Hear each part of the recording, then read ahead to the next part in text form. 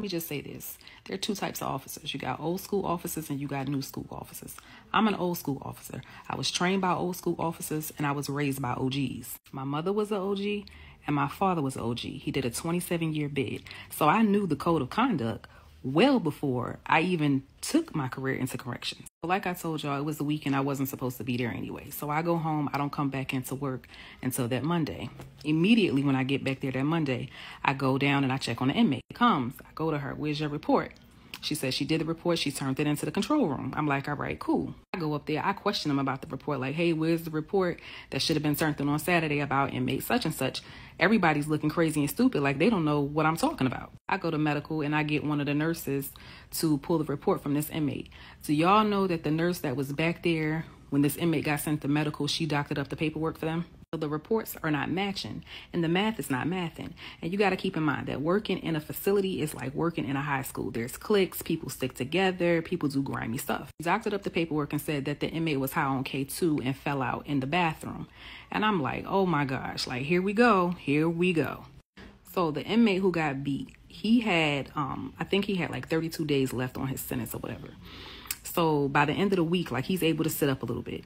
Now he's able to sit up, but his neck is like stuck to the right. Like his head is turned to the right. Like he can't turn his head to the left at all. Like it's just stuck. One thing I don't tolerate and I'll never respect is for officers to put their hands on inmates unwarranted. Like if the inmate assaults you, of course you got to defend yourself. But this inmate was cuffed. The inmate isn't doing much better than when I saw him on Saturday.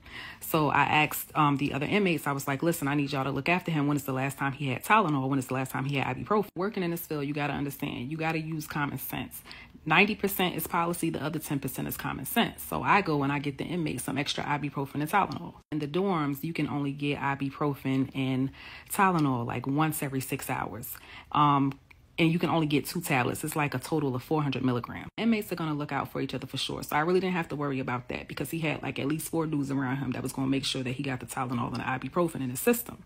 So he thanks me, you know what I'm saying, for being there or whatever. And he was just like, you know, while I was back there in medical, he was like, I was like in and out. He was like, but I can still hear them like making up a story. Verified. I'm like, yeah, they was trying to, you know, come up with a whole nother story or whatever, saying that you fell out on K2. So now my question for him was, what do you want to do? Because whatever you want to do, I'm going to do it. This inmate was so shook that he was just like, I'll handle it when I get on the outside. He was like, I'm not going to say anything. I'm not going to make a scene. I'm not going to bring any attention to myself. They already beat me. On one hand, I was kind of disappointed, but at the same time, I'm not the one who have to live at this facility for the next 32 days. So I respected what he wanted to do.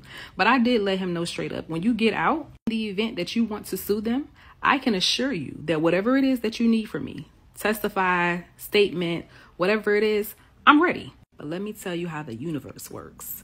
You do grimy stuff to people and you think that stuff is not going to come back on you or you going to pay for what you did. The same nurse that doctored up that report left work, was less than 2 miles away from the institution, got into a head-on collision and died. One of the officers tried to do the same thing to another inmate and got his ass drugged for filth.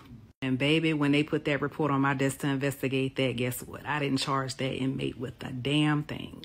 In fact, when the canteen company came in there, sometimes they'll have like leftover canteen, too much in stock. What I did was I made sure that that inmate had a good bag.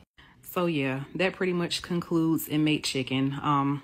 Never heard from him, never got subpoenaed for anything. Don't know if he ever decided to sue, but in the event that he does, I'm there.